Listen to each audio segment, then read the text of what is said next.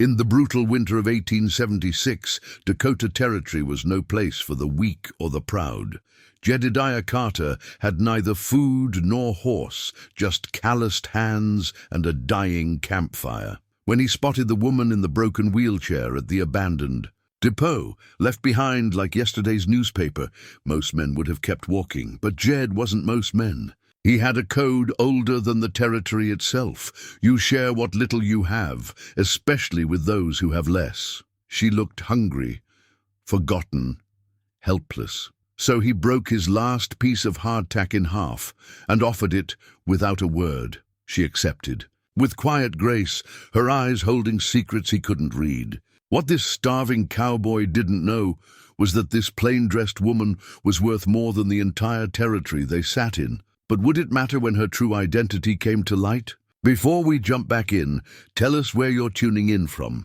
And if this story touches you, make sure you're subscribed, because tomorrow I've saved something extra special for you. The Dakota Territory stretched endless and unforgiving, a canvas painted in shades of brown and grey that would test any man's resolve. In the winter of 1876, it was particularly merciless, with winds that cut through worn leather and frost that turned breath to crystals before it could warm a man's lungs. This was the world that had shaped Jedediah Carter. Though at 32, he looked older, lines etched deep around his eyes from squinting into prairie sun, hands scarred from rope burns and honest work, shoulders broad from years of wrestling with cattle and circumstance. Jed sat hunched over a pitiful fire, the flames dancing weakly against the evening chill. His horse was 3 days gone, taken by fever and the harsh reality of a winter that had come early and stayed late. His boots, once sturdy companions, now let in more cold than they kept out, the soles worn thin as his patience with fortunes. Cruel sense of humour. In his weathered hands he held what remained of his provisions, a piece of hardtack no bigger than his palm and tough as boot leather, the kind of meal that reminded a man just how far he'd fallen. But Jed had fallen before, and he'd risen again. That was the way of men like him, sons of the frontier, who understood that dignity wasn't measured in dollars, but in the choices a man made when nobody was watching. His father had taught him that, back when the family still had a homestead in Missouri, before the bank took it and scattered them like tumbleweeds across the plains. "Son," his father had said, pressing a tarnished brass compass into Jed's young hands, "this here belonged to your grandfather and his father before him.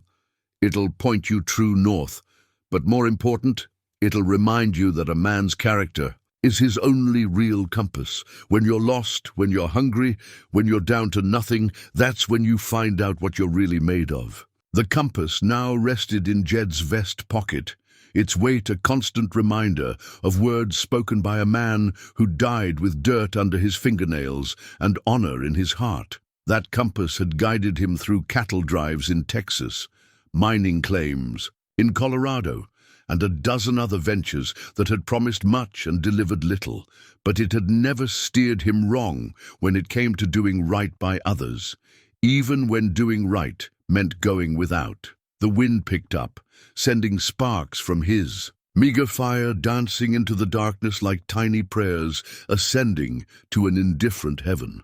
Jed pulled his coat tighter and gazed across the desolate landscape toward the abandoned stagecoach depot 100 yards away. The building leaned precariously to one side, its weathered boards grey as old bones, windows dark and broken. It had been a way station once, back when the territory still held promise for men with dreams bigger than their bank accounts. Now it stood as a monument to abandoned hopes. Much like the woman he'd spotted there an hour earlier, she'd been left behind. That much was clear. Jed had watched from his distant camp as a stagecoach pulled away without her, its wheels churning up dust that settled over her like a shroud. The other passengers hadn't even looked back. He could see her now, a slight figure hunched in what appeared to be a wheelchair, motionless as a statue carved from loneliness itself.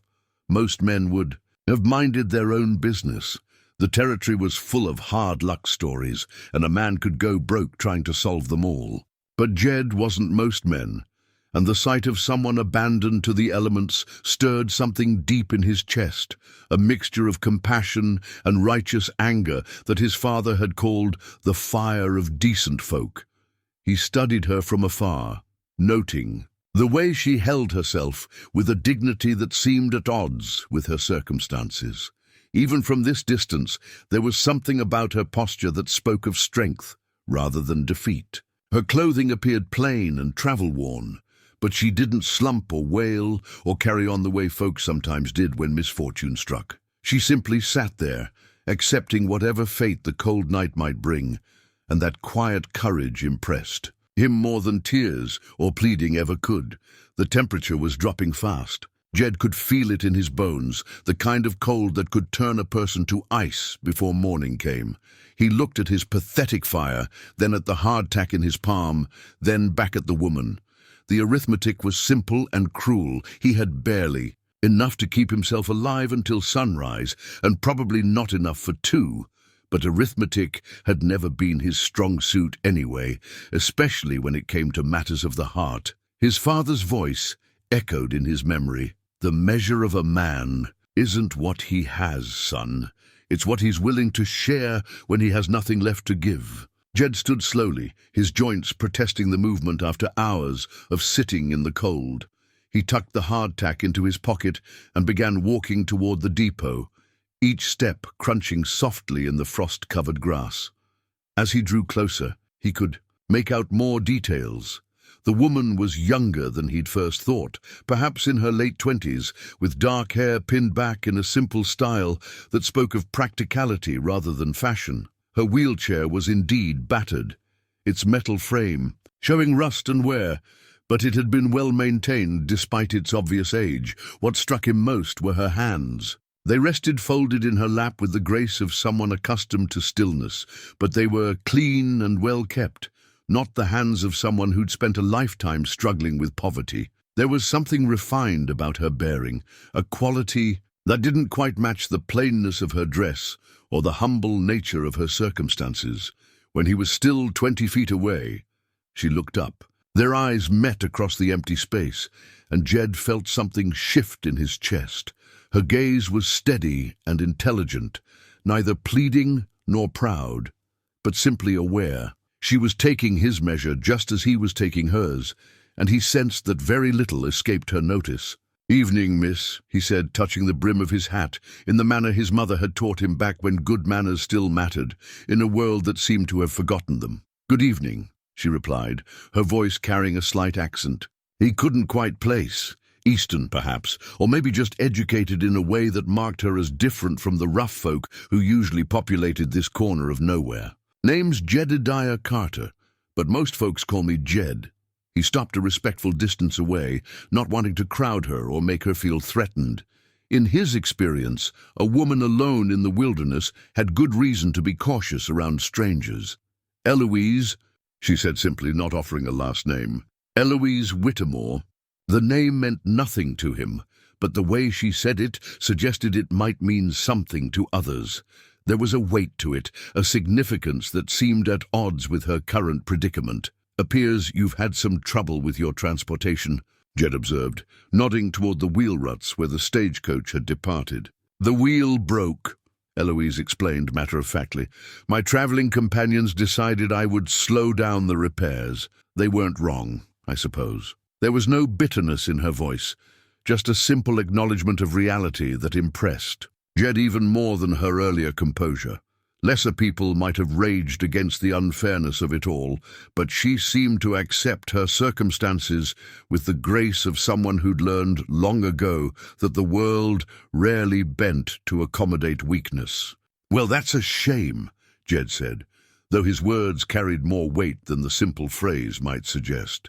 A real shame. They stood in silence for a moment, the wind whispering between them like secrets shared by the night itself. Jed could feel the hardtack in his pocket, its rough edges pressing against his fingers as he wrestled with a decision that shouldn't have been difficult, but somehow was. Sharing food with a stranger was one thing when you had plenty.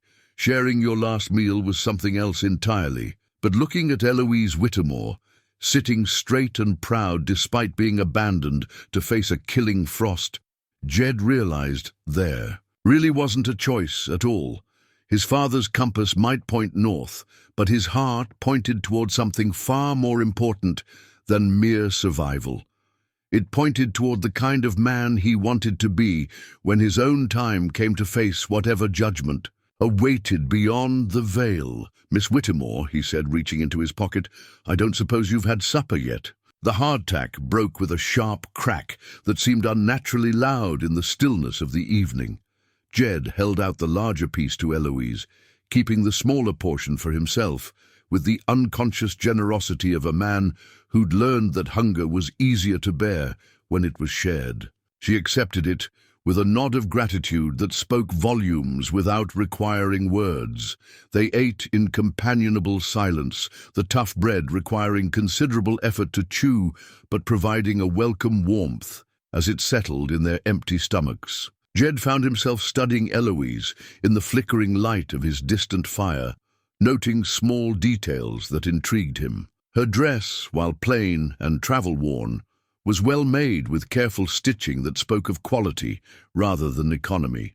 Her shoes, what he could see of them beneath her skirts, appeared sturdy but showed little wear, despite her obvious journey. Most curious of all was a small chain visible at her throat, disappearing beneath the collar of her dress. It caught the firelight briefly, gleaming with what looked suspiciously like gold, an expensive ornament for someone who'd been abandoned by fellow travelers as excess baggage. "This is very kind of you, Mr. Carter," Eloise said finally, brushing crumbs from her lap with movements that struck him as naturally graceful despite her circumstances. "Just Jed," he replied, "and it ain't kindness when it's the right thing to do." She smiled at that, a genuine expression that transformed her entire face. "I suspect we might disagree on what constitutes the right thing, but I'm grateful nonetheless." Before Jed could ask what she meant by that curious statement, the sound of approaching hoofbeats cut through the night air. Both of them tensed, turning toward the darkness, where two riders emerged from the gloom like specters born of shadow and ill intent. They rode with the casual arrogance of men accustomed to taking what they wanted, their horses dancing nervously beneath them as they surveyed the scene. "Well, well," the larger of the two called out, his voice carrying the rough edge of a man who'd spent more time in saloons than Sunday services. "What have we here? A cripple and a tramp having themselves a little dinner party." Jed stepped slightly forward, positioning himself between the riders and Eloise, in a movement so natural it seemed instinctive. His hand didn't move toward his gun, he'd lost that along with his horse, but his shoulders squared in a way that suggested he wasn't planning to back down from whatever these men had in mind. "Evening, gentlemen," Jed said with the careful politeness of a man who knew trouble when he saw it. "Just travelers taking shelter for the night, no cause for concern." The second rider, younger but with eyes that held a coldness beyond his years, laughed without humor. "Travelers," he says. "With what? That broken-down wheelchair and the rags on your backs?" "We're not looking for trouble," Eloise said quietly, her voice steady despite the obvious threat the men presented. "Trouble." The larger man dismounted, his boots hitting the ground with authority. "Lady, you are trouble!" Word's been passing up and down the territory about a woman in a wheelchair asking questions she shouldn't be asking, poking her nose into business that ain't hers. Jed felt something cold settle in his stomach that had nothing to do with the weather. He glanced at Eloise, but her expression remained carefully neutral, revealing nothing about what the man might be referring to. "I think you have me confused with someone else," she said calmly. "I'm just traveling through." "Are you now?" The man stepped closer, and Jed moved to intercept him. "Funny thing about that.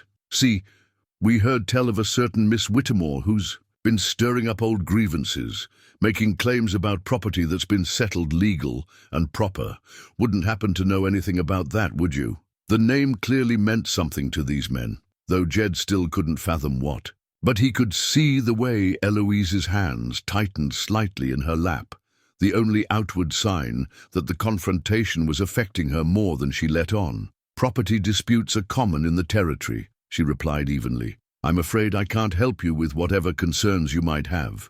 The younger rider had dismounted as well, and both men now stood between the travelers and any hope of easy escape. Not that escape was much of an option with Eloise in her wheelchair and Jed on foot, but the symbolism wasn't lost on anyone present. Here's the thing, Miss Whittemore, the larger man continued, his tone taking on a conversational quality that somehow made him more threatening than outright aggression would have.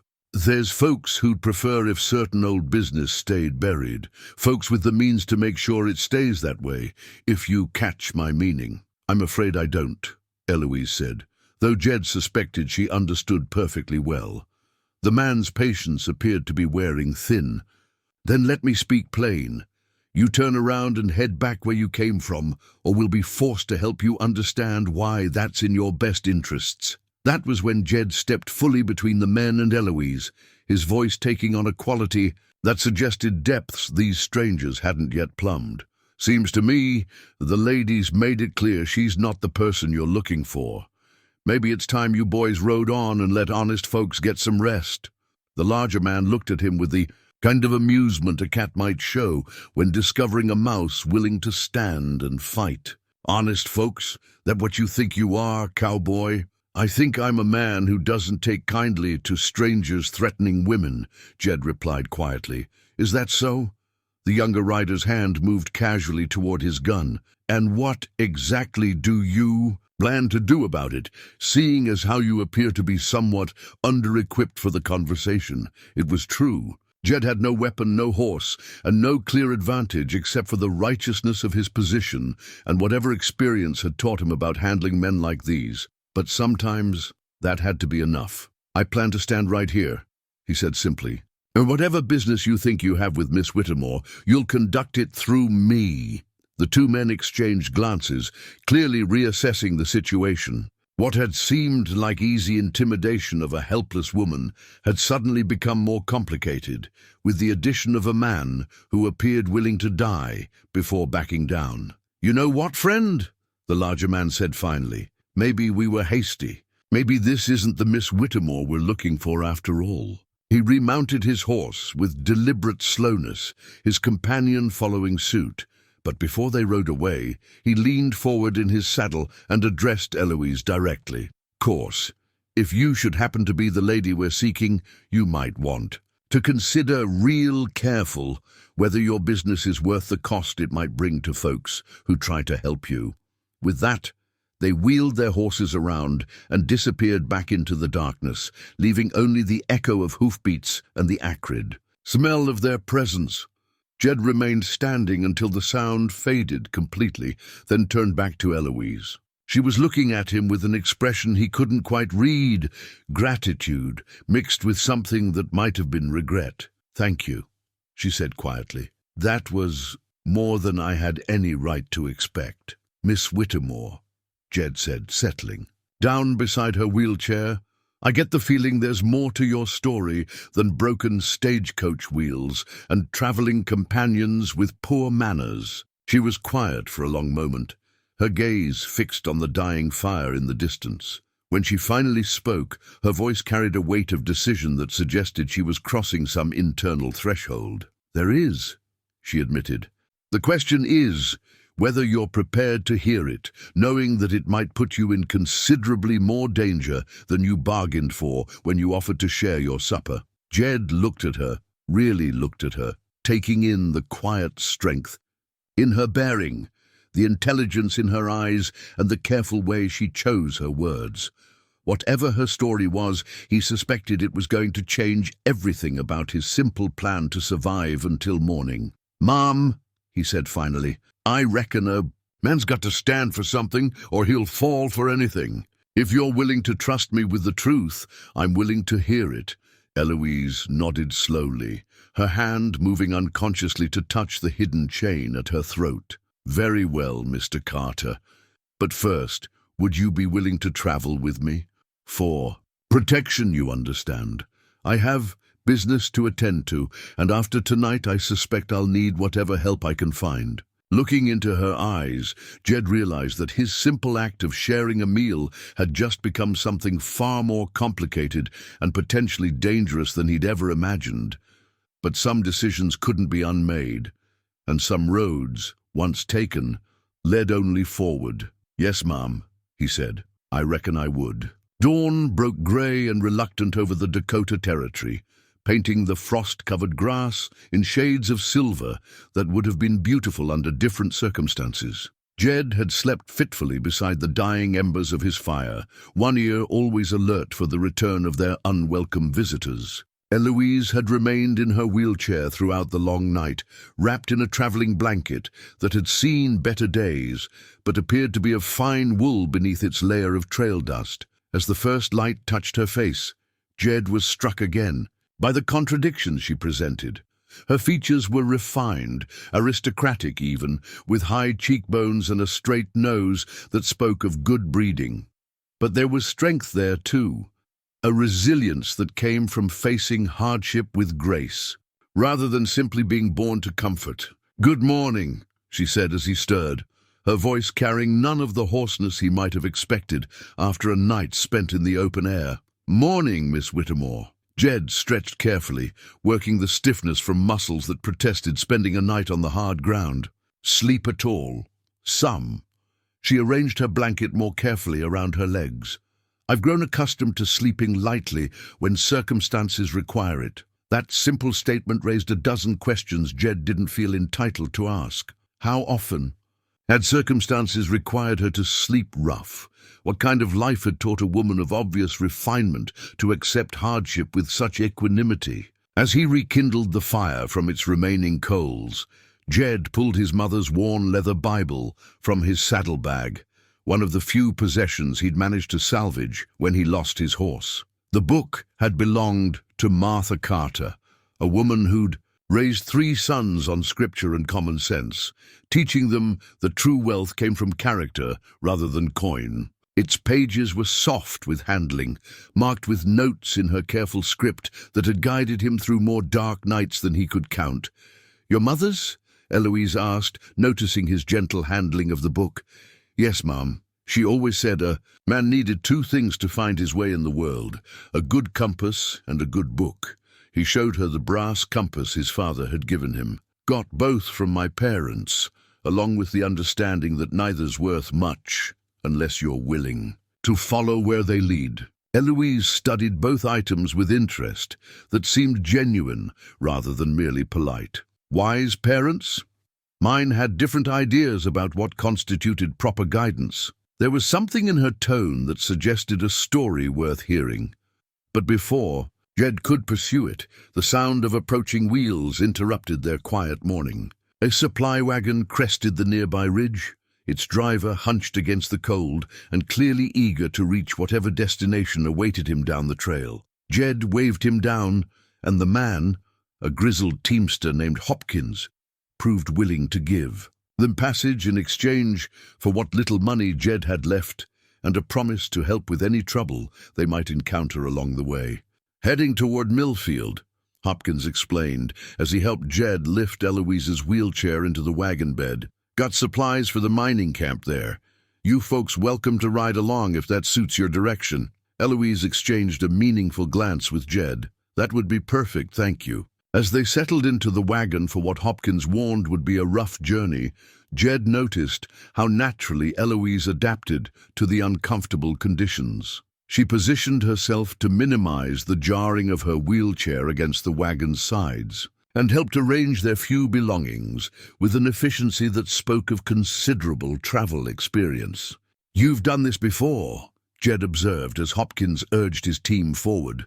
"More often than I'd prefer," she admitted.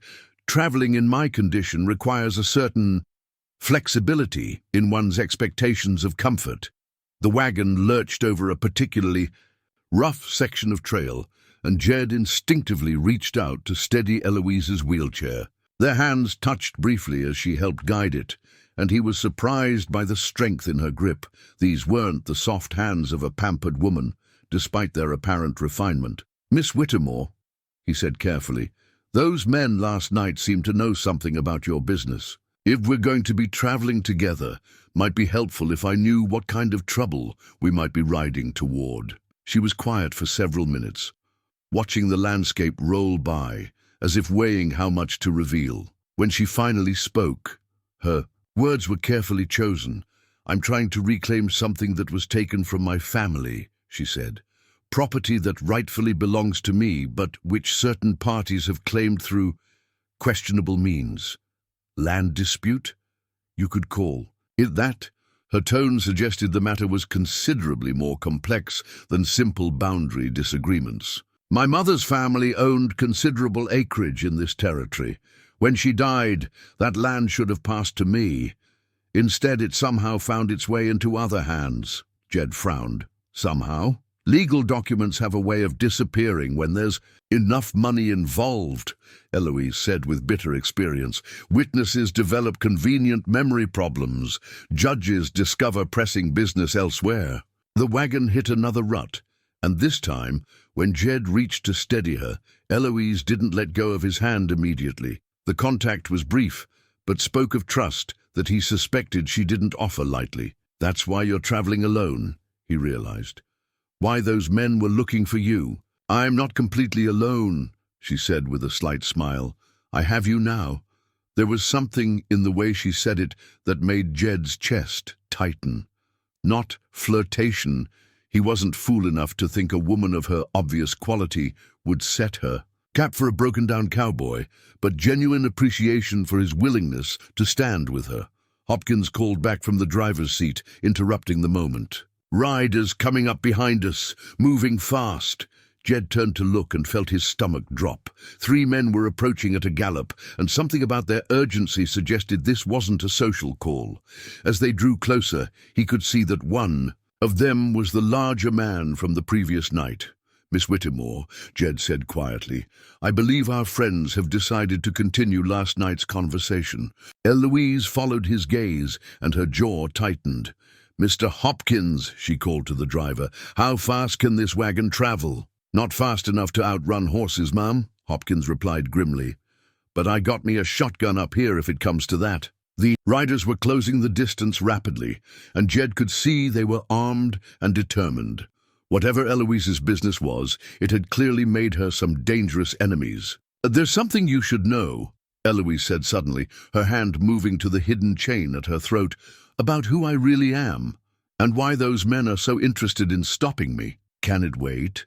Jed asked, watching the approaching riders. "I'm afraid not." She pulled a small locket from beneath her dress, the source of the golden gleam he'd noticed earlier. The locket was ornate, expensive, and bore an inscription he couldn't read from his position. "My name is Eloise Whittemore, and my father is Marcus Whittemore of the Transcontinental Railroad Company." The name hit Jed like a physical blow. Marcus Whittemore was one of the wealthiest men in America, a railroad baron whose empire stretched from coast to coast, which meant the woman he'd shared his last meal with, the woman he'd sworn to protect, was an heiress worth millions. "Ma'am," he said slowly, "I think we need to have a longer conversation about exactly what kind of trouble you're in." The riders were close enough now that he could see their faces, and none of them looked like men who planned to be reasonable about whatever business they'd come to conduct. The revelation of Eloise's true identity hung between them like smoke from a gunshot as the riders closed the final distance. Jed's mind reeled with the implications. He'd been sharing hardtack with a railroad heiress, one of the wealthiest women in America, but there was no time to process the shock as Hopkins's wagon suddenly lurched to a halt. "That's far enough!" the lead rider called out, his horse dancing sideways as he blocked the trail ahead. "Miss Whittemore, we need to have ourselves a conversation." Hopkins kept his shotgun visible but didn't aim it, clearly hoping to avoid violence if possible. "This here's a public road, friend. You got no call to stop honest travelers." "Honest" being the operative word, the second rider said with a cold smile. "And I'm afraid there's nothing honest about what this particular lady is up to." Jed helped Eloise down from the wagon, noting how she managed the transfer with practiced efficiency, despite the obvious difficulty of her situation. As he wheeled, Her chair closer to his side, he caught sight of something that made him do a double take, a silk handkerchief tucked into her sleeve, its edge embroidered with intricate gold thread that probably cost more than most men made in a month. The incongruity struck him forcefully. Here was a woman claiming to have been abandoned by fellow travelers, riding in broken-down conveyances and wearing plain clothes, yet carrying accessories that spoke of extraordinary wealth. The contradictions were piling up faster than he could make sense of them. "Gentlemen," Eloise said with remarkable composure, "I believe you have me confused with someone else. I'm simply traveling to visit family." The lead rider dismounted, his expression skeptical. "Family, is it? And would that family happen to own half the railroad rights between here and Chicago?" "I wouldn't know," Eloise replied evenly. "I'm not in the railroad business." "No, but your daddy sure is." The man stepped closer, and Jed moved to intercept him again. Marcus Whittemore's little girl, all grown up and making trouble just like her mama used to. At the mention of her mother, something flickered in Eloise's eyes, pain mixed with determination that told Jed this was about more than simple property disputes. "My mother's been dead for 15 years, she said quietly, "and her land's been put to good use in the meantime," the rider replied.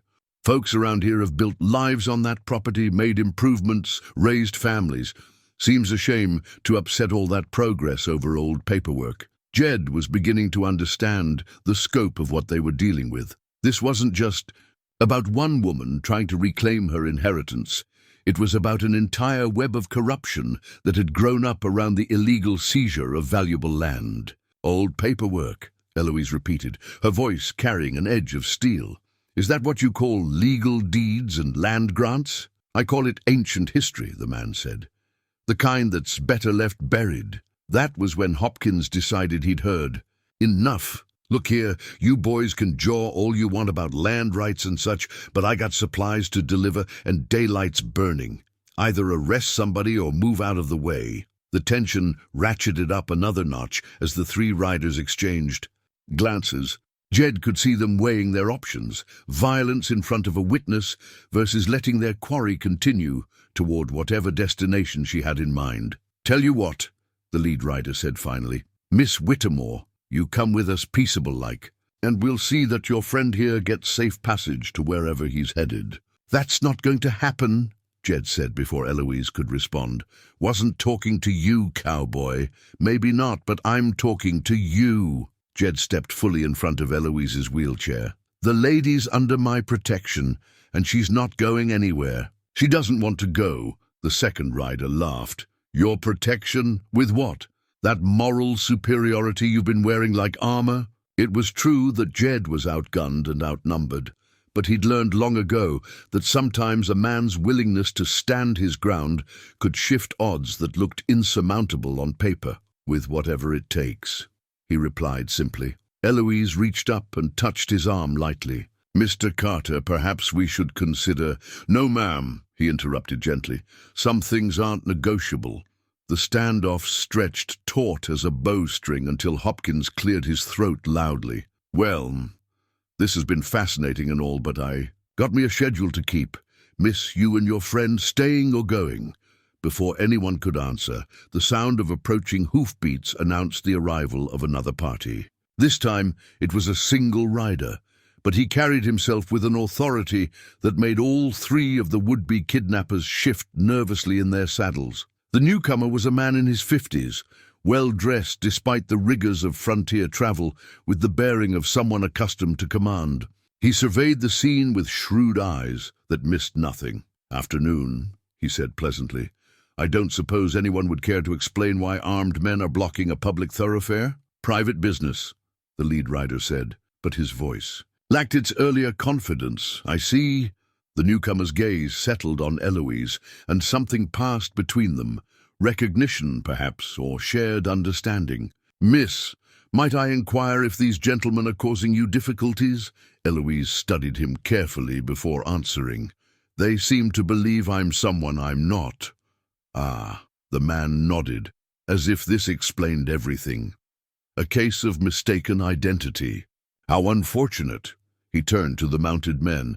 "Gentlemen, I suggest you continue on your way. I'm sure you have pressing business elsewhere." There was steel beneath his polite words, and apparently the riders recognized it. After a moment of silent communication among themselves, they began backing their horses away from the wagon. "This isn't over," the lead rider said to Eloise. "No," she agreed quietly. "I don't suppose it is." As the three men rode away, the newcomer dismounted and approached the wagon. "Marcus Whittemore's daughter, unless I'm much mistaken," he said, with a slight bow. "I knew your mother, child. Remarkable woman." "You knew my mother?" Eloise's composure slipped for just a moment, revealing the depth of emotion that lay beneath her careful control. Indeed, Sarah Whittemore was a force of nature when she set her mind to something. I can see she passed that determination on to her daughter. He glanced at Jed with obvious approval, as well as her excellent judgment in choosing allies. Hopkins was growing impatient. "If we're all done with the family reunion, I'd like to get moving before those boys change their minds about leaving us be." As they prepared to continue their journey, the newcomer, who'd introduced himself as Judge Harrison, shared additional intelligence that made the scope of Eloise's mission clearer. Her mother's land encompassed not just valuable agricultural property, but the rights to a crucial railroad route that would be worth millions to whoever controlled it. "Your mother fought them for years," Judge Harrison told her as they traveled. "Right up until the end, she never stopped believing that justice would prevail." "And now?" Eloise asked. "Now it's your fight," he said simply. "The question is whether you have the stomach for what it's going to cost." Jed found himself studying Eloise with new eyes as the conversation continued. This wasn't just a woman trying to reclaim stolen property. This was someone carrying on a battle that had consumed her mother's final years. The weight of that legacy was visible in the way she held herself, the careful way she chose her words, the steel that lay beneath her refined exterior. As the day wore on, and they drew closer to their destination, Jed began to understand that he'd stumbled into something far larger and more dangerous than a simple land dispute. But looking at Eloise, seeing the quiet determination in her bearing and remembering the trust she'd shown by revealing her true identity, he realized that he wouldn't have it any other way. Some fights were worth having regardless of the odds. Milfield emerged from the prairie like a fever dream of ambition and desperation, its muddy streets bustling with the peculiar energy that marked frontier boomtowns. Mining camps had a way of springing up overnight wherever men thought they could scratch fortune from the earth, and this one bore all the hallmarks of rapid, haphazard growth, hastily constructed buildings leaning against each other for support, signs advertising everything from whiskey to salvation, and the constant flow of humanity that came with the promise of easy money. Judge Harrison had parted ways with them at the edge of town, but not before pressing a folded paper into Eloise's, and offering words of caution that carried the weight of hard experience. "Be careful who you trust," he'd said quietly. "Your mother's enemies have had 15 years to entrench themselves, and they won't give up their gains without a fight." Now, as Hopkins guided his wagon down the town's main thoroughfare, Jed found himself taking careful note of their surroundings, with the practiced eye of a man who'd learned to spot trouble before it spotted him. What he saw didn't inspire confidence. Too many hard faces watching their passage with more than casual interest. Too many conversations that stopped abruptly as they rolled by. Too many men whose hands rested casually near their weapons. "Popular place," he murmured to Eloise, who was conducting her own careful survey of the town. "So it would seem," she replied, but her attention had fixed on something specific, a large building at the far end of the street that bore a freshly painted sign reading, "Territorial Land Office." Her expression tightened almost imperceptibly. "Mr. Hopkins, would you be so kind as to stop near that building?" Hopkins pulled his team to a halt outside the land office, and Jed helped Eloise down from the wagon while trying to ignore the increasing number of townspeople who'd found reasons to gather nearby. Their arrival was clearly not going unnoticed, and given the morning's confrontation, that probably wasn't good news. "I need to examine some records," Eloise explained as Jed positioned her wheelchair. "Legal documents that should be filed with the territorial authorities." "And you think they'll just hand them over?" Jed asked, noting how several of the watching men had moved closer. "They will if the documents exist," Eloise said with quiet confidence. "Public records are exactly that, public. Even corrupt officials rarely dare to destroy them outright, though they might file them in ways that make them difficult to find." As they approached the land office, a man emerged from the building with the quick step of someone who'd been watching their approach. He was well dressed in the manner of frontier professionals, clean shirt, pressed trousers, and boots that had seen polish more recently than trail dust. But there was something in his manner that suggested nervousness barely held in check. "Can I help you folks?" he asked, his smile not quite reaching his eyes. "I hope so," Eloise replied pleasantly. "I'm looking for land records pertaining to property in sections 12 through 18 of Township 4 North, Range 2 West. Specifically, documents filed under the name Sarah Whittemore." The man's smile faltered. "Whittemore? I'm not sure we have anything under that name. Records from that far back can be difficult to locate." Jed watched this exchange with growing interest. The official's reaction to Eloise's request was telling, not confusion or simple bureaucratic reluctance, but the specific nervousness of a man who knew exactly what she was looking for and why he didn't want her to find it. "Perhaps you could check your files," Eloise suggested, with the polite persistence of someone accustomed to getting her way. "I have reason to believe the documents were filed in 1861, following the death of my mother." "Your mother?" The man's eyes sharpened. "And you would be Eloise Whittemore, Sarah's daughter." The words hit the official like a physical blow. He stepped back involuntarily, his gaze darting to the growing crowd of onlookers as if seeking guidance or support. "Miss Whittemore," he said carefully, "perhaps this is a conversation better had in private. My office—" "The records I'm seeking are public documents," Eloise interrupted gently but firmly. "There's no need for privacy unless there's something about those records that shouldn't see daylight." That was when Jed noticed the man who'd been standing in the shadows near the building's corner, watching the proceedings with the focused attention of a predator sizing up prey. Unlike the others, he made no attempt to appear casual or coincidental. He was clearly there for a purpose, and that purpose clearly involved Eloise. "Miss Whittemore!" the man called out, stepping into the sunlight. "Interesting to see you here." Jed moved instinctively to place himself between the newcomer and Eloise, but she touched his arm lightly, signaling him to wait. "Mr. Crawford," she said with cool recognition, "I can't say I'm surprised to find you here." Crawford was a big man, not tall, but broad through the shoulders and thick through the middle, with the kind of presence that suggested he was accustomed to getting his way through a combination of money and intimidation. His clothes were expensive, his bearing confident, and his eyes held the calculating coldness of a man who viewed other people as obstacles to be removed or tools to be used. "Come a long way from your father's mansion," Crawford observed, his tone carrying a mock concern that fooled no one. "Dangerous territory for a woman in your condition." "I can take care of myself," Eloise replied evenly. "Can you?" Crawford's gaze shifted to Jed, taking his measure with obvious skepticism. "With a broken-down cowboy as your only protection? That seems optimistic, even for a Whittemore." Jed felt his temper rising but kept his voice level. "Miss Whittemore's business is her own. I'm just here to see she's not bothered by folks who should mind their own affairs." Crawford laughed, a sound devoid of humor. "You don't even know what you've gotten yourself into, do you, cowboy? This lady isn't just some traveler seeking justice.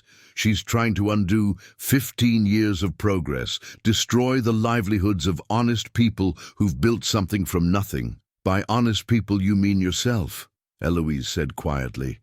"Among others, We've turned worthless prairie into productive land, brought jobs and prosperity to this territory, and now you want to tear it all down over some moldy old papers that should have been forgotten years ago." Jed was beginning to understand the full scope of what they were facing. This wasn't just about corrupt land deals.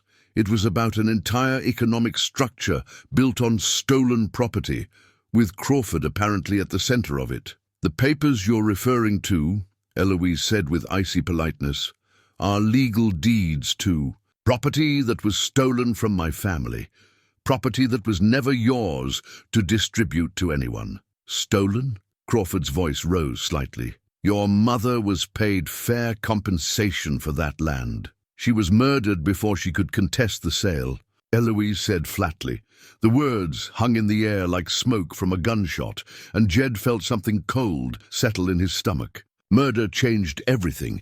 It meant they weren't just dealing with corruption, but with people who'd already killed to protect their interests. Crawford's expression didn't change, but something shifted in his eyes. "That's a serious accusation, Miss Whittemore. The kind that could get a person into considerable trouble if they couldn't prove it." "The kind that could get a person killed if they could prove it," Eloise replied calmly. The crowd around them had grown larger, and Jed could see men positioning themselves at strategic points around the area, not obviously threatening, but clearly ready to move if the situation escalated. Whatever power Crawford wielded in this town, it was substantial enough that he could count on support from multiple quarters. From inside her sleeve, Eloise withdrew what appeared to be a carefully folded map, its edges yellowed with age but its contents still clear. Jed caught a glimpse of surveyor's marks and property boundaries before she held it where Crawford could see it. "This is the original railroad survey map," she said quietly. "The one that shows the true value of my mother's land, and why certain parties were so eager to acquire it through questionable means." Crawford's confident demeanor cracked slightly as he stared at the document. "Where did you get that?" "From someone who believed justice was more important than profit," Eloise replied. "Someone who kept copies of all the important documents, knowing that someday the truth would need to come to light." The land office official had backed away from the confrontation, clearly wanting no part of whatever was about to unfold. But Crawford stepped closer, his bulk casting a shadow over Eloise's wheelchair. "Miss Whittemore," he said quietly, "you're playing a very dangerous game, one that your mother lost, and that you could lose even more decisively." "Is that a threat, Mr. Crawford?" "It's a fact," he replied. "This territory has a way of dealing with troublemakers. Your mother learned that lesson the hard way." That was when Jed stepped forward, his patience finally exhausted. "That sounds like a confession to me," he said quietly. Crawford turned his attention back to Jed, his eyes holding a contempt that was almost palpable. "And what exactly do you plan to do about it, Cowboy?" "Whatever needs doing," Jed replied simply. The tension in the street was thick enough to cut with a knife, and Jed could see hands moving toward weapons among Crawford's supporters. But before anyone could make the first move toward violence, the sound of approaching hoofbeats announced the arrival of another party, this one wearing badges and carrying the authority of federal law. The federal marshal's arrival shifted the dynamics in the street like wind changing direction before a storm. There were 3 of them, led by a grizzled veteran whose badge caught the afternoon sunlight with the authority of federal law. Crawford's supporters melted back into doorways and alleyways with the practiced ease of men who'd learned when to make themselves scarce, leaving only the principal players exposed in the sudden quiet. "Afternoon, folks," the lead marshal said, his voice carrying the measured tone of a man accustomed to walking into volatile situations. "Marshal James Tucker, out of Denver. We've had reports of some disturbance in this area." Crawford stepped forward with the confidence of a man who believed he could handle any situation through a combination of bluster and influence. "Marshal Tucker, there's no disturbance here. Just a business disagreement between myself and this young lady." "Business disagreement," Tucker repeated, his weathered face showing nothing of what he might be thinking. "And you would be?" "Thomas Crawford, president of the Milfield Development Company.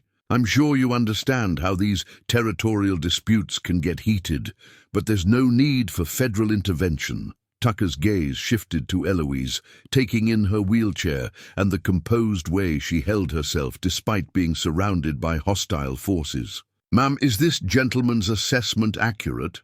"Marshal Tucker," Eloise said clearly, "my name is Eloise Whittemore, and I'm here to investigate the circumstances surrounding my mother's death 15 years ago, as well as the illegal seizure of property that rightfully belongs to me." The marshal's expression sharpened at the mention of murder and federal crimes. "Whittemore? Would that be Sarah Whittemore, the woman who owned land grants along the proposed Northern Railroad route?" "You know about my mother?" Eloise asked, surprise breaking through her careful composure. "Ma'am, your mother's case has been an open federal investigation for over a decade. We've been waiting for someone with standing to come forward and help us connect the pieces."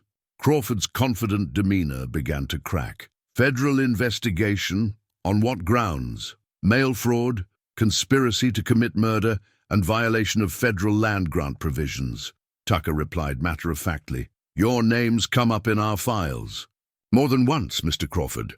The marshal turned back to Eloise. "Miss Whittemore, I understand you may have documents relevant to our investigation." Eloise reached into her traveling bag and withdrew what appeared to be a leather portfolio, its contents carefully preserved despite the years. "I have correspondence between my mother and various territorial officials, as well as copies of the original land grants and railroad survey maps." As she opened the portfolio, Jed caught sight of papers that looked far more official and comprehensive than the single map she'd shown Crawford earlier. There were letters bearing official seals, documents with multiple signatures, and what appeared to be a detailed accounting of financial transactions. "Most importantly," Eloise continued, withdrawing a thin chain from around her neck, "I have this." The object hanging from the chain was a small key, brass and worn with handling, but clearly significant given the careful way Eloise handled it. "My mother's safe deposit box key," she explained. "She left instructions with her lawyer that if anything happened to her, the contents of that box should be preserved as evidence. It took me 15 years to track down the bank and gain legal access to it." Crawford had gone pale. "There was no safe deposit box. We searched—" He stopped abruptly, realizing what he'd just admitted. "Searched for what, Mr. Crawford?" "Marshal," Tucker asked with professional interest, but Crawford had recovered his composure enough to refuse to answer without legal counsel present. The damage was done, however. His slip had confirmed that he and his associates had been actively trying to locate and destroy evidence of their crimes. Tucker assigned one of his deputies to take Crawford into custody for questioning while he continued gathering information from Eloise. As the situation developed, Jed found himself marveling at the quiet steel in Eloise's character. She wasn't just seeking justice for her mother's death. She'd spent 15 years methodically building a case that could bring down an entire network of corruption. "Miss Whittemore," Tucker said, "I'm going to need you to come with us to provide a full statement and turn over your evidence for examination. For your safety, I'd recommend federal protection until we can sort this all out." Eloise shook her head firmly. "Marshal, I appreciate the offer, but I have one more piece of business to complete before I can rest easy. My mother's wedding ring was stolen, along with everything else. It's been in our family for 3 generations, and I intend to recover it." "Ma'am, with respect, a ring isn't worth risking your life over." "This one is." Eloise's voice carried a conviction that brooked no argument. "It contains a hidden compartment with microfilm of additional documents, insurance my mother took against exactly what happened to her." Tucker stared at her with new respect. "Your mother was a remarkable woman." "Yes, she was. And she raised me to finish what she started." Jed stepped forward. "Marshal, if Miss Whittemore is determined to see this through, I'll stay with her and help however I can." "And you are?" Jedediah Carter. I've been helping Miss Whittemore with her travel arrangements. Tucker studied Jed with the practiced eye of a lawman sizing up a potential ally or threat. Whatever he saw appeared to satisfy him because he nodded. Slowly. Mr. Carter, are you aware of what you're volunteering for? The people involved in this conspiracy have already killed once to protect their interests. They won't hesitate to kill again. I understand, Jed replied simply, but some things are worth the risk. As the afternoon wore on, the scope of the conspiracy became clearer. Crawford's organization had been systematically acquiring valuable land through a combination of fraud, intimidation, and murder, building their wealth on the backs of legitimate property owners who couldn't fight back. Eloise's mother had been just one victim, but her case was the key that could unlock federal prosecutions against the entire network. The safe deposit box that Eloise's key would open was located in the territorial capital, a 3-day journey through some of the most dangerous country in Dakota Territory. Crawford's associates would undoubtedly try to stop them before they could reach it, which meant the trip would be as much about survival as justice. Miss Whittemore, Tucker said as his men finished gathering initial statements, I can't force you to accept protection, but I can't guarantee your safety if you insist on continuing this mission. Marshal, my mother spent the last 5 years of her life fighting these people. She died believing that someday justice would prevail. I won't dishonor her memory by stopping now when we're so close to the truth. Tucker nodded with obvious respect. Then Godspeed to you both. And remember, you're not just fighting for yourselves anymore. You're fighting for every honest person who's ever been cheated out of what's rightfully theirs. As the federal marshals prepared to escort Crawford and several of his associates back to Denver for formal charges, Jed found himself alone with Eloise for the first time since learning her true identity. The revelation had changed everything and nothing.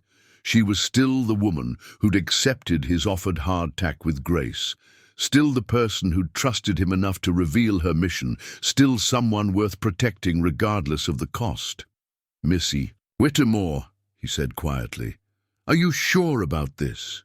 Once we leave town, there'll be no federal marshals to call on if things go wrong. Eloise looked at him with eyes that held both vulnerability and determination.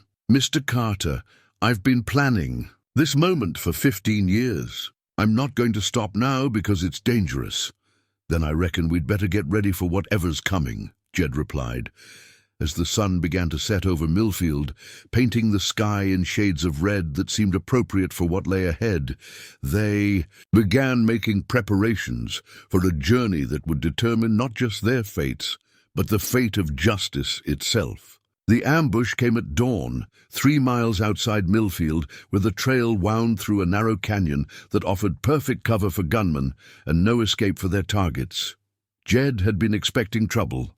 Men like Crawford didn't give up easily, and the federal marshal's intervention would only make them more desperate. What he hadn't expected was the sheer number of attackers who emerged from the rocks like wolves converging on wounded prey. "Get down!" he shouted to Eloise, throwing himself sideways as bullets whined overhead. Their borrowed wagon offered little protection, but it was better than being caught completely in the open. Eloise had already maneuvered her wheelchair behind the wagon's bulk with the swift efficiency of someone who'd learned to adapt quickly to danger. From her traveling bag, she produced a small pistol that looked well-maintained despite its obviously feminine design. "Can you use that?" Jed called over the sound of gunfire. "My mother made sure I learned," Eloise replied grimly, checking the weapon's cylinder with practiced movements. She said a woman alone needed to be able to protect herself. The attack was coordinated and vicious, with gunmen positioned on both sides of the canyon to create a deadly crossfire. But as the minutes passed and the shooting continued, Jed began to realize something was wrong with the tactical picture. The attackers had them pinned down, but they weren't pressing their advantage. They seemed to be waiting for something. That something arrived in the form of a single rider who approached under a white flag, his horse picking its way carefully through the rocks. As he drew closer, Jed could see it was a well-dressed man, in his 50s, someone who clearly wasn't accustomed to frontier violence but had been pressed into service for this particular mission. "Miss Whittemore," the man called out when he was within speaking distance, "I'd like to discuss terms for your surrender." "I'm not surrendering anything," Eloise called back. "I'm afraid you don't understand the situation," the man replied. "My name is William Brennan, and I represent certain interests that have a great deal to lose if you continue your current course of action." Jed had heard the name before. Brennan was a high-powered attorney from Chicago, the kind who specialized in making problems disappear for wealthy clients. His presence here meant the conspiracy reached much higher than they'd realized. "Mr. Brennan," Eloise said, "unless you're here to confess to your role in my mother's murder, we have nothing to discuss." Brennan dismounted and approached closer, clearly confident that his white flag would protect him. "Miss Whittemore, I think it's time you learned the full truth about your mother's death. The truth your father has been hiding from you all these years." Something in his tone made Jed's blood run cold. This wasn't the bluster of a man trying to buy his way out of trouble. This was someone who believed he held information that would change everything. "My father." Eloise's voice carried a note of uncertainty for the first time since Jed had known her.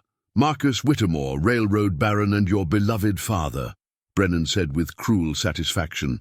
"The man who ordered your mother's death." The words hit Eloise like physical blows. Jed could see her recoil in her wheelchair, her face going pale as the implications sank in. "That's a lie," she said, but her voice lacked its usual conviction. Brennan reached into his coat and withdrew. "A leather folder. I have the telegraph records, Miss Whittemore. Messages between your father and Thomas Crawford detailing the arrangements for your mother's accident. It seems she'd discovered some irregularities in the railroad's land acquisition practices and threatened to expose them." He tossed the folder toward the wagon, and Jed retrieved it carefully, aware that this could be an elaborate deception, but unable to ignore the possibility that it contained genuine evidence. The documents inside were damning, telegraph messages, bearing what appeared to be Marcus Whittemore's signature, authorizing payments to Crawford for resolving the Sarah problem permanently. There were bank drafts, shipping manifests for suspicious cargo, and most damaging of all, a detailed plan for making Sarah Whittemore's death appear accidental. "It can't be true," Eloise whispered, but Jed could see doubt creeping into her eyes. As she examined the evidence, "Your father built his railroad empire on stolen land and murdered anyone who threatened to expose him," Brennan continued relentlessly. "Your mother was just one victim among many. The touching story of the grieving widower was all performance. Marcus Whittemore is a cold-blooded killer who spent 15 years manipulating his own daughter's grief to keep her from learning the truth." Jed felt sick as he watched Eloise's world crumble around her. Everything she'd believed about her mission, her family, her father's love, all of it was being called into question by evidence that looked disturbingly authentic. "Why are you telling me this?" Eloise asked, her voice barely above a whisper. "Because the game has changed," Brennan replied. "Your federal marshal friends arrested Crawford and several others, but they're small fish. The real power behind this operation has always been your father, and he's decided it's time to cut his losses." From his coat, Brennan produced a telegram bearing recent postmarks. "This arrived this morning, your father's instructions regarding how to handle his troublesome daughter." Eloise took the telegram with trembling hands, and Jed watched her face go white as she read its contents. When she finished, she let the paper fall into her lap, as if it had burned her fingers. "What does it say?" Jed asked gently. Eloise's voice broke. "He says I'm to be eliminated as a threat to the family business, just like my mother." The revelation hung in the air like poison, transforming everything they thought they understood about Eloise's mission. She hadn't been seeking justice against her father's enemies. She'd been unknowingly working to expose her father himself. "Missy," Whittemore, Brennan said with mock sympathy, your father offers you one final chance. Abandon this crusade, turn over all evidence in your possession, and you'll be provided with a comfortable exile in Europe. Continue down your current path, and you'll meet the same fate as your mother. Jed looked at Eloise, seeing her struggle with the weight of betrayal and shattered illusions. The woman who'd spent 15 years planning to avenge her mother had just learned that her quest for justice would require destroying the father she'd loved and trusted. There's something else, Brennan added, clearly savoring his ability to inflict psychological damage. Your disability, Miss Whittemore? The riding accident that left you paralyzed when you were 12? It wasn't an accident. Your father arranged it to keep you from becoming too independent, too much like your mother. This final revelation broke something inside Eloise. She doubled over in her wheelchair as if struck by a physical blow, her composure finally shattered by the weight of accumulated betrayals. "You're lying," she gasped. "All of it. You're lying." "I'm afraid not," Brennan said with cold satisfaction. "Marcus Whittemore is a monster who's destroyed everyone who ever trusted him, including his own wife and daughter. The question now is whether you're going to let him destroy you completely, or whether you're going to choose survival over a justice that was never possible." Jed felt rage building in his chest as he watched Eloise struggle with revelations that would have broken a lesser person. But beneath the grief and shock, he could see something else emerging, a steel-hard determination that spoke of strength inherited from the mother she'd never stopped loving. "Mr. Brennan," Eloise said finally, her voice steady despite the tears on her cheeks, "please convey a message to my father, of course." Eloise straightened in her wheelchair, and when she spoke, her voice carried the authority of someone who'd just found her true purpose. "Tell him that his daughter is indeed very much like her mother. Tell him that I will see justice done, regardless of the cost to myself or anyone else. And tell him that before this is over, he'll answer for every life he's destroyed in the name of profit." Brennan's confident demeanor flickered slightly. "Miss Whittemore, you're signing your own death warrant." "Perhaps," Eloise replied. "But some things are worth dying for. My mother understood that, and so do I." From around her neck, she withdrew not just the safe deposit box key, but a second chain that had been hidden beneath her clothes. Hanging from it was her mother's wedding ring, the ring that supposedly contained evidence that could destroy the entire conspiracy. "Mr. Brennan," she said quietly, "you might want to inform my father that his efforts to recover this ring have been in vain. The evidence was never hidden inside it.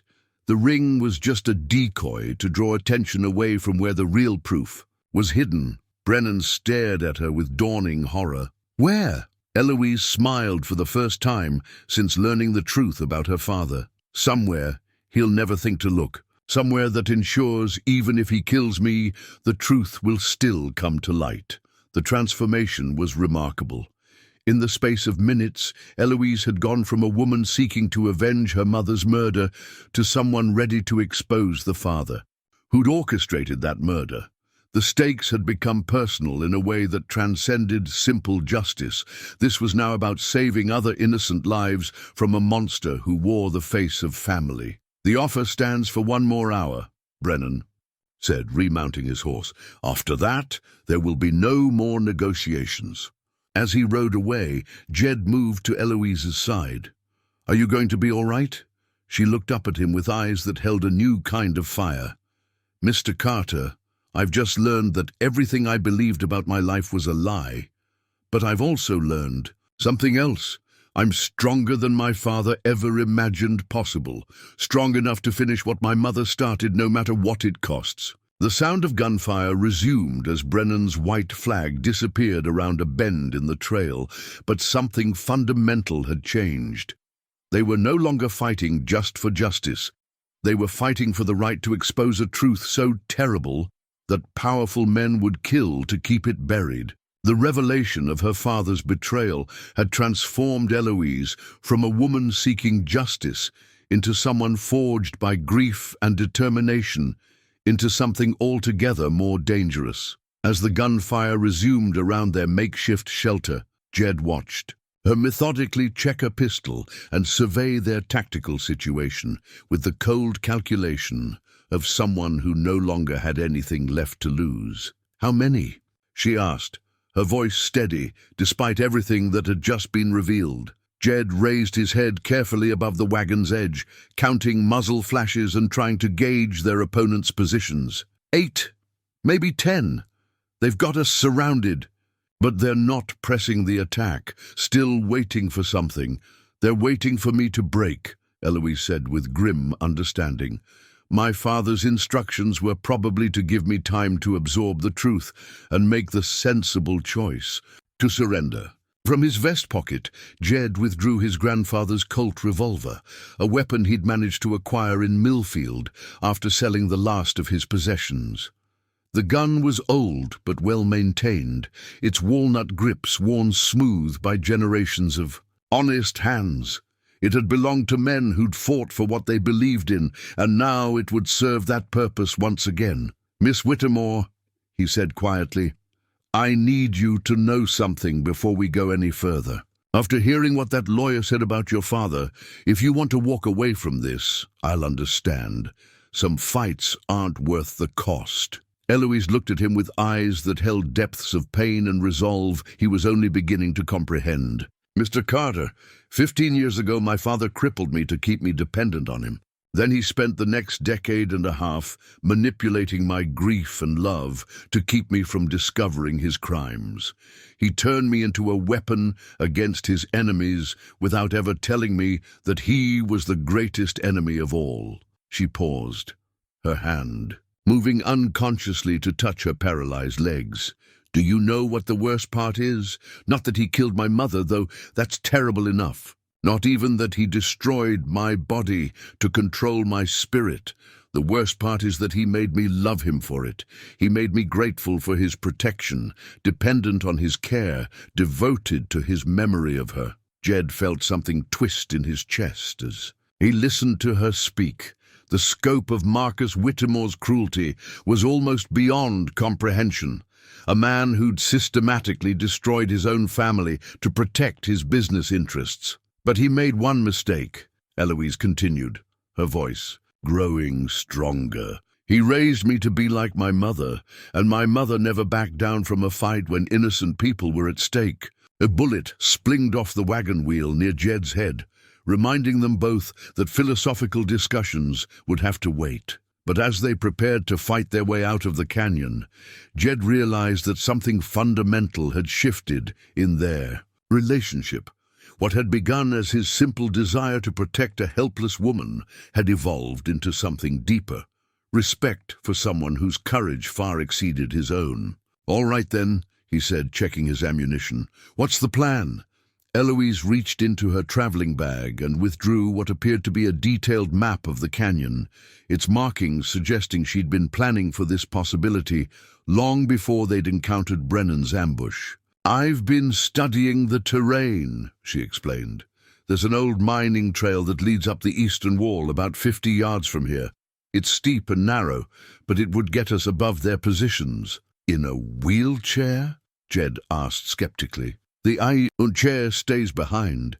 I can walk short distances when absolutely necessary, though it's difficult." She met his eyes steadily. "I've been hiding the extent of my mobility because it gave me an advantage when people underestimated what I could do." Another revelation, but this one offered hope rather than despair. If Eloise could manage the climb, they might have a chance of escaping the trap her father's men had set for them. "What about the evidence?" Jed asked. "If something happens to you," Eloise smiled with grim satisfaction. "That's the beauty of my mother's final gambit. The real evidence isn't in a safe deposit box at all. It's already been delivered to federal authorities in Washington. The key I've been carrying opens a box that contains nothing but newspaper clippings and family photographs. Then why? Because as long as my father believes the evidence is still hidden somewhere he can find and destroy it, he'll keep trying to capture me alive rather than simply having me killed." Her expression hardened. "But after today, after Brennan's revelations, That protection is gone. He knows I'll never stop hunting him, so he'll have no choice but to eliminate me. The tactical situation was becoming clearer. This ambush wasn't just about stopping Eloise's quest for justice. It was Marcus Whittemore's final attempt to clean up the loose ends of 15 years of murder and conspiracy, which meant they were fighting not just for their lives, but for the chance to ensure that justice would ultimately prevail. "Miss Whittemore," Jed said as they prepared to make their desperate climb, "there's something I need to tell you as well." She paused in her preparations, giving him her full attention. "When I first shared that hardtack with you, I thought I was helping a stranger in need. Then I learned you were an heiress, and I figured I was out of my depth, but determined to see you through whatever trouble you were facing." He met her eyes steadily, but somewhere along the way, this stopped being about duty or even simple decency. "What is it about?" she asked quietly. "It's about the fact that you're the strongest, bravest person I've ever known," Jed replied simply. "Rich or poor, walking or in a wheelchair, it doesn't matter. You're worth fighting for, and if we get out of this alive, I'd be honored if you'd let me keep fighting alongside you." Eloise stared at him for a long moment, her expression cycling through surprise, vulnerability, and something that might have been hope. "Mr. Carter, Jed, you understand what you're saying?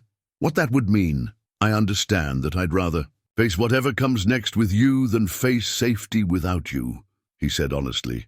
The moment stretched between them, intimate despite the bullets flying overhead and the death waiting in the rocks around them. Then Eloise reached out and took his hand, her grip strong despite everything she'd endured.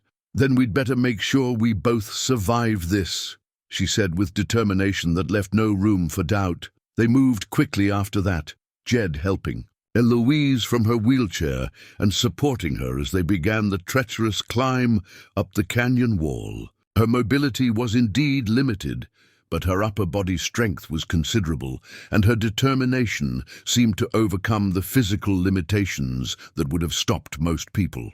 Behind them, shouts indicated that their escape attempt had been discovered. Bullets began striking the rocks around them as they climbed, sending chips of stone flying and making every step a gamble with death. "There," Eloise gasped, pointing to a narrow ledge about 20 feet above them. "If we can reach, that will be above the main ambush positions." The climb was brutal, requiring them to trust handholds that crumbled under pressure and footholds that seemed designed more for mountain goats than humans. But as they climbed, Jed found himself marveling at Eloise's refusal to give up, despite pain that was clearly excruciating. They reached the ledge just as the first of their pursuers began following them up the cliff face. From their new position, Jed could see the full scope of the ambush, at least a dozen men positioned throughout the canyon, all heavily armed and clearly prepared for an extended siege. "Now what?" he asked, helping Eloise find a stable position. Among the rocks, she pointed toward the canyon's far end, where a plume of dust announced the approach of additional riders. "Now we find out whether my message to Marshal Tucker reached him in time." As if summoned by her words, the sound of gunfire erupted from the canyon mouth as federal marshals engaged Crawford's men in a running battle that would determine not just their immediate fate, but the ultimate success of Sarah Whittemore's 15-year quest for justice. "Your message?" Jed asked.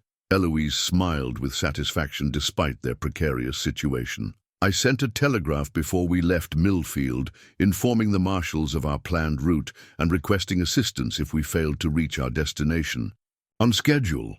I also included copies of some very interesting documents that implicate my father in multiple federal crimes." The woman was full of surprises, each one demonstrating a level of strategic thinking that left Jed wondering what other contingencies she'd planned for.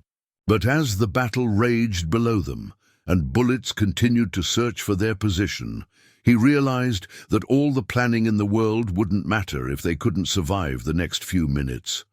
From their rocky perch, they could see the tide, of battle beginning to turn as the federal marshal's superior training and equipment began to tell against Crawford's hired guns. But they were still trapped on the cliff face, and several of their pursuers had managed to reach positions where they could bring effective fire to bear on the ledge. "Miss Whittemore," Jed said as he returned fire with his grandfather's Colt, "I want you to know that whatever happens next, I'm glad I was here to see you through this." "We're not finished yet," she replied with fierce determination. "My mother didn't fight for 15 years just to have her daughter give up at the moment of victory." As if to emphasize her point, the sound of approaching hoofbeats announced the arrival of Marshal Tucker himself, leading a charge that would finally bring Marcus Whittemore's reign of terror to an end. Marshal Tucker's arrival changed everything. The federal lawmen came thundering into the canyon like avenging angels, their badges gleaming in the morning sun and their rifles speaking with the authority of federal justice. But the battle was far from over. Crawford's men had chosen their positions well, and they fought with the desperation of cornered animals who knew that capture meant the gallows. From their precarious perch on the canyon wall, Jed and Eloise watched the conflict unfold below them while trying to avoid the bullets that continued to seek their position. Several of Crawford's men had managed to work their way up the cliff face, and the narrow ledge that had seemed like salvation was rapidly becoming a trap with no escape route. "There," Eloise said, pointing to a folded document she'd withdrawn from her bodice. "The original land deed to my mother's property, the real one, with all the proper signatures and federal seals. This is what they've been trying to find and destroy for 15 years. Jed took the document carefully, noting the official seals, and carefully preserved signatures that would serve as definitive proof of Sarah Whittemore's legal ownership of the disputed territory. But as he examined it, he realized something that made his blood run cold. "Miss Whittemore," he said urgently, "this deed doesn't just cover agricultural land. According to these survey markers, your mother owned the water rights to the entire valley system, including the river that supplies water to 3 territorial mining districts. The implications hit both of them simultaneously. Marcus Whittemore hadn't just stolen valuable farmland, he'd illegally acquired control over the water resources that made the entire regional economy possible. The scope of his crimes was far larger than either of them had imagined. That's why he killed her," Eloise whispered. "It wasn't just about railroad rights or valuable property. He needed those water rights to maintain his stranglehold over the entire territory."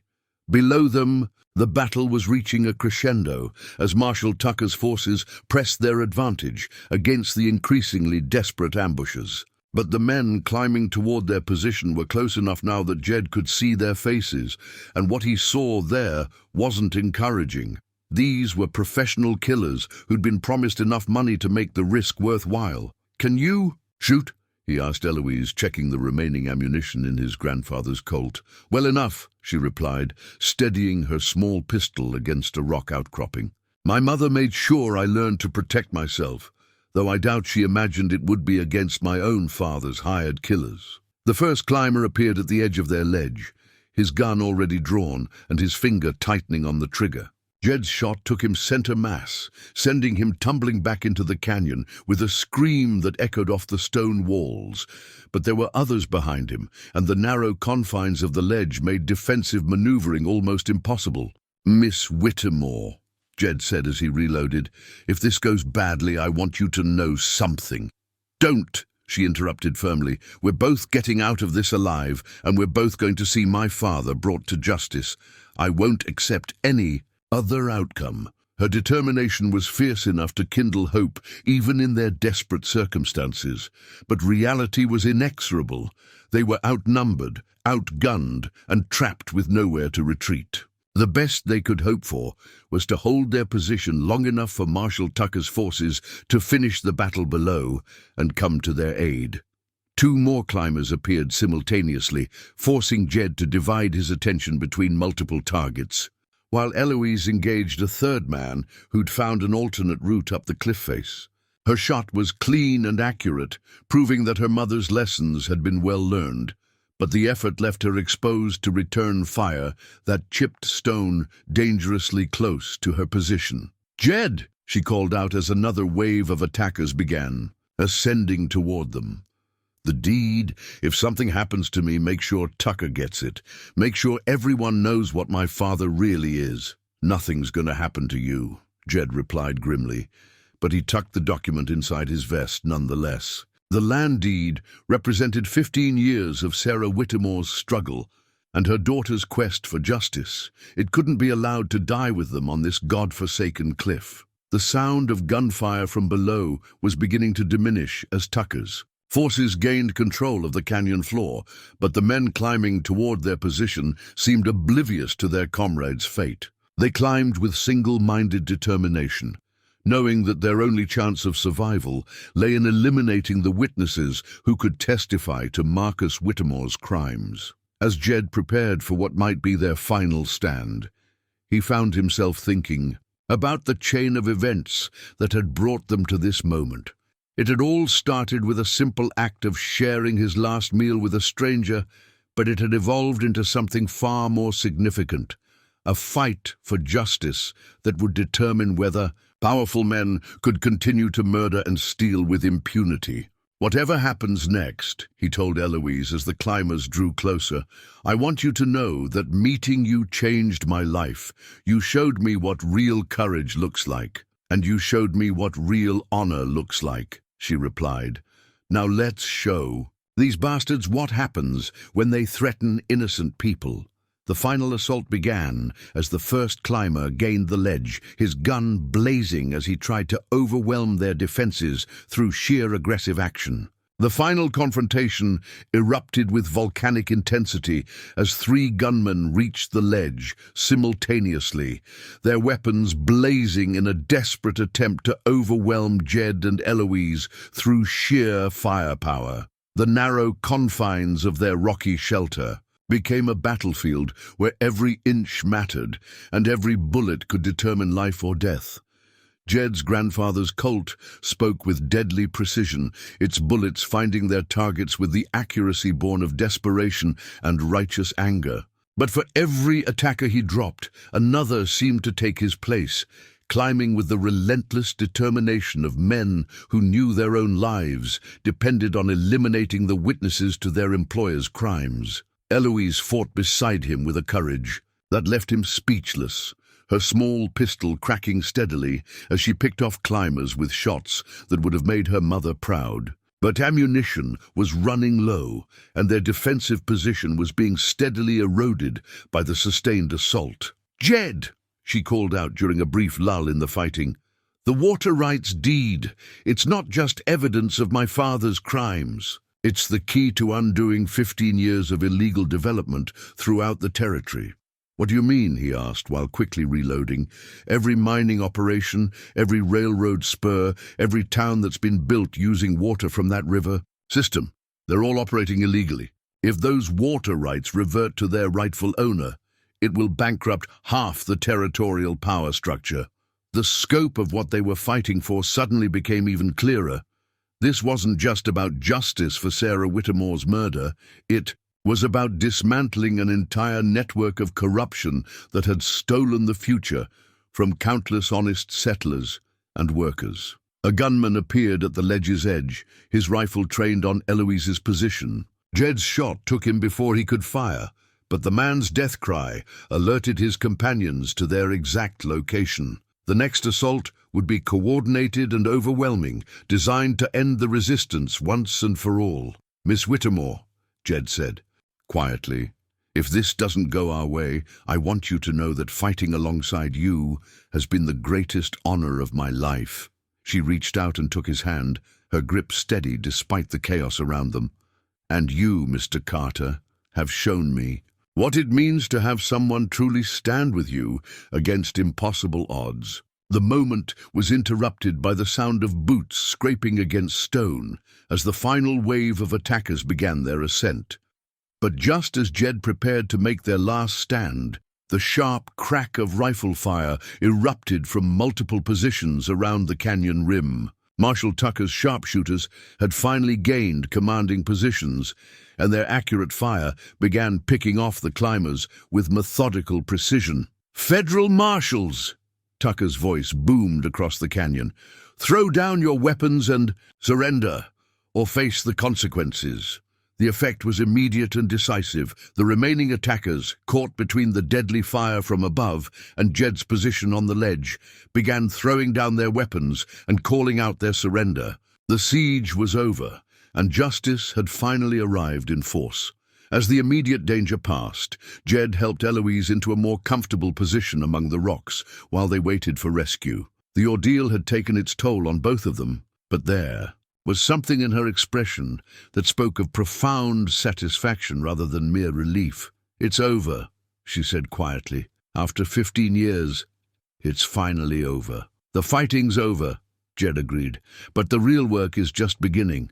Bringing your father to justice, restoring the stolen lands, making sure this can never happen again, that's going to take time." Eloise nodded, her hand moving to touch the land deed that had cost so many lives to preserve.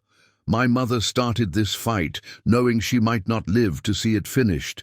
Now it falls to us to honor her sacrifice by seeing it through to the end." Marshal Tucker's voice called up from below. "Miss Whittemore, Mr. Carter, are you injured?" "We're all right," Jed called back. "But we have evidence up here that's going to change everything." As federal agents began the careful process of lowering ropes to extract them from their rocky perch, Eloise turned to Jed with an expression that held both exhaustion and hope.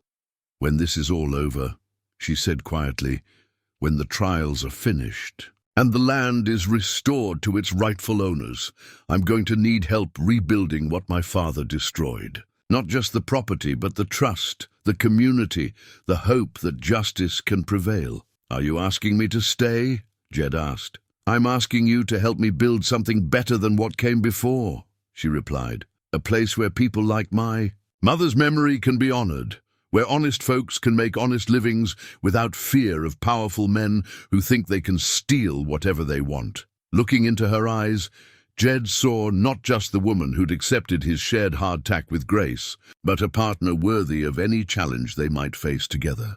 The future stretched before them, uncertain but full of possibility. "Miss Whittemore," he said with a smile that reflected his heart's certainty, "I can't think of anything I'd rather do." As the ropes reached their position and federal agents began the careful process of bringing them down to safety, both of them knew that their greatest adventure was just beginning. 3 months later, the morning sun cast long shadows across the valley that had once been stolen from the Whittemore family, painting the landscape in shades of gold that seemed to promise better days ahead. The federal trials in Denver had concluded with convictions that sent shockwaves through the territorial power structure. Marcus Whittemore himself sentenced to life in federal prison, Thomas Crawford and his associates facing the gallows, and a network of corruption finally exposed to the cleansing light of justice. Jed Carter stood on the porch of the newly constructed house that overlooked the reclaimed valley, watching as teams of honest workers began the process of restoring what 15 years of illegal exploitation had damaged. The water rights had been returned to their rightful owner, the stolen lands redistributed to their original claimants, and the railroad routes renegotiated under federal oversight to ensure fair compensation for all affected parties. "Admiring your handiwork?" Eloise asked from behind him, and he turned to see her approaching in the new wheelchair they'd commissioned from a craftsman in Denver. Lighter, more maneuverable, and equipped with improvements that reflected both her practical needs and her refusal to let physical limitations define her capabilities. "Our handiwork," he corrected, moving to meet her at the porch's edge. "None of this would have been possible without your mother's courage and your determination to see her fight through to the end." The transformation in Eloise over the past months had been remarkable to witness. The burden of grief and betrayal that had weighed on her so heavily during their desperate journey had been replaced by a sense of purpose that energized everything she touched. She'd thrown herself into the work of restoration with the same fierce determination that had carried her through the darkest moments of their adventure. "Judge Harrison stopped by this morning," she said, holding up a legal document with obvious satisfaction. "The final property transfers have been approved.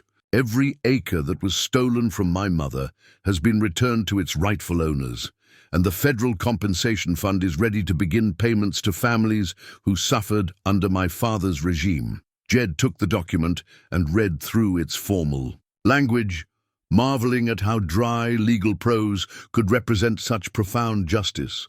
Hundreds of families would receive restitution for years of exploitation, and the precedent established by the federal prosecution would make it much harder for such large-scale corruption to take root in the future.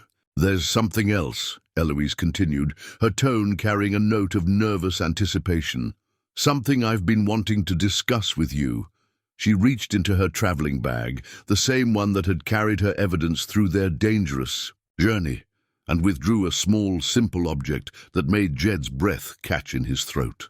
It was a plain gold wedding band, unadorned but beautiful in its simplicity, the kind of ring that spoke of enduring love rather than ostentatious display. "This was my grandmother's ring," Eloise explained, her voice soft but steady. "It's been in our family for 3 generations, passed down from mother to daughter as a symbol of love that transcends whatever challenges life might bring." Jed felt his heart begin to race as he understood what she was offering, but he needed to be certain. "Miss Whittemore, Eloise, are you asking what I think you're asking?" She smiled with the same quiet courage that had carried her through their ordeal. "Mr. Carter, Jed, I'm asking if you'd be willing to build a life with me.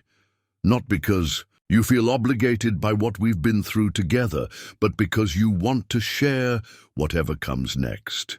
"Eloise," he said, his voice rough with emotion, "I've been wanting to ask you the same question for weeks, but I wasn't sure a broken-down cowboy had any right to hope for a future with a woman like you." "A woman like me?" she repeated with amusement.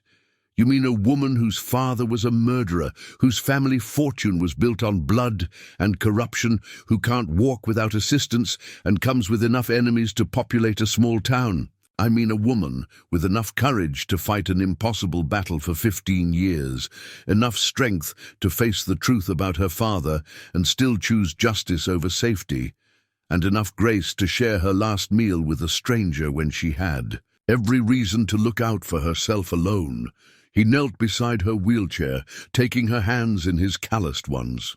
"Eloise Whittemore, I'd be honored to spend the rest of my life building something worthy of your mother's memory alongside the strongest, bravest woman I've ever known." Her answer came not in words, but in the way she leaned forward to kiss him. A kiss that tasted of hope and new beginnings and the promise of adventures yet to come.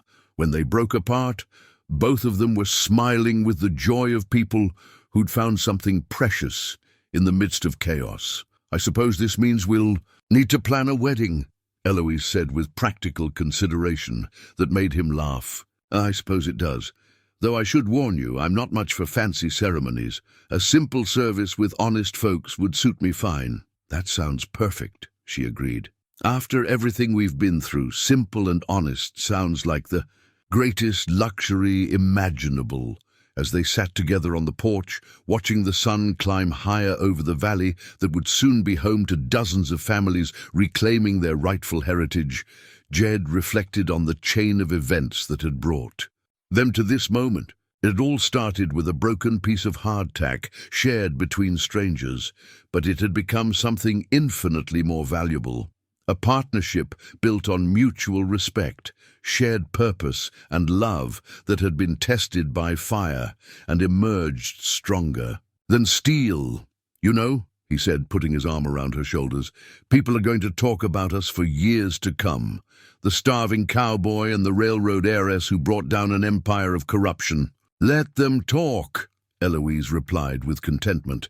"The only story that matters is the one we write together from here forward." As if to emphasize her point, a wagon approached down the valley road, carrying the first of many families who would be returning to reclaim land that had been stolen from them years before. Children's laughter drifted across the morning air, and Jed could see hope in the faces of parents who'd never dared believe justice might someday prevail. Their story had become legend throughout the territory, not of riches or royalty, but of a starving cowboy whose last crust of bread had opened the door to a love that rewrote both their fates and brought justice to countless others. But for Jed and Eloise, the real adventure was just beginning.